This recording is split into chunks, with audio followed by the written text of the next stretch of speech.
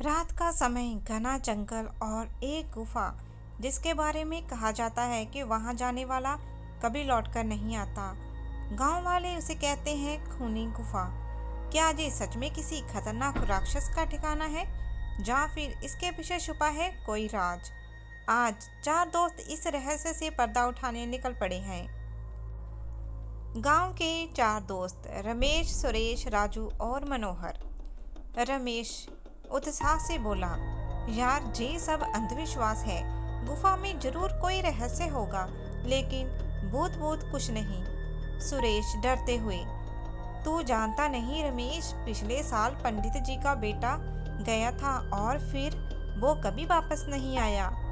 राजू शरारती मुस्कान के साथ बोला, तो क्या हम भी डर के मारे जिंदगी भर यूं बैठे रहेंगे? चलो कल रात चलते हैं, सच सामने आ जाएगा। मनोहर गंभीर स्वर में बोला, अगर जाना है तो हमें तैयार होकर जाना होगा। मशाल, रस्सी और हथियार साथ रखना होगा। चारों एक दूसरे की तरफ देखते हैं और सिर हिलाते हैं।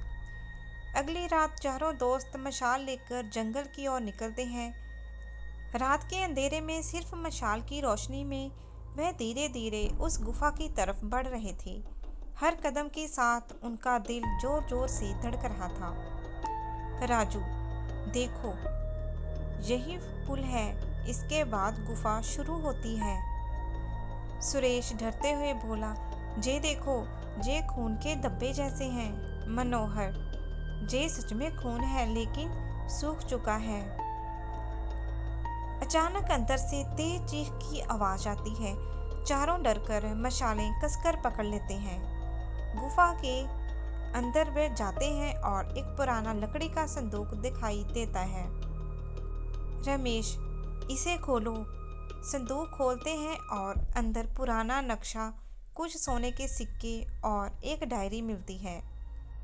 राजू डायरी पढ़ते हुए, ये डायरी एक अंग्रेज सैनिक की है। इसमें लिखा है कि इस गुफा में एक गुप्त खजाना छुपा है, लेकिन इसकी रक्षा एक रक्षक करता है। जिसने भी इसे लेने की कोशिश की वो मारा गया। गुफा की गहराई में तेज गुर्राने की आवाज आती है। अंधेरे में दो लाल चमकती आंखें दिखाई देती हैं। सुरेश चीखते हुए, भागो भागो। अंधेरे में एक विशाल काले भालू जैसा जानवर बाहर आता है, लेकिन उसके शरीर पर अजीब सी चोटों के निशान हैं, जैसे उसने कई लोगों पर हमला किया हो। चारों भागते हैं, लेकिन रमेश फिसल कर गिर जाता है। मनोहर रस्सी फेंकते हुए, रमेश पकड़ रस्सी। कठिनाई से रमेश को खींचते हैं और सब मिलकर बाहर की ओर दौड़ते हैं। गुफा के बाहर आकर सब हाँफ रहे थे। रमेश गंभीर होकर बोलता है, अब समझ आया, ये खूनी गुफा क्यों कहलाती है। लोग भूत समझते थे, लेकिन असल में ये जंगली जानवर है जो जहाँ रहता है। राजू, और शायद किसी ने खजाने की अफवाह फैलाई ताकि लोग जहाँ ना आए। सुरेश, जो भी हो, अब गांव वालों को सच्चाई बतानी होगी। अंत गांव में लौटकर चारों सब बताते हैं। गांव वाले अब डरना छोड़ देते हैं और गुफा का रास्ता बंद कर देते हैं। कभी कभी डर सिर्फ अंधविश्वास होता है और कभी वो हकीकत का नकाब पहनकर सामने आता है। खूनी गुफा का राज खुल चुका था, लेकिन उसके अंदर अब भी कई अनजाने किस्से दफन थे। तो दोस्तों, ये थी आज की कहानी। उम्मीद है आपको पसंद आई होगी। और भी नई कहानियों के साथ हम आपसे फिर मिलेंगे। तब तक के लिए अपना ख्याल रखें और चैनल को सब्सक्राइब रखें। धन्यवाद।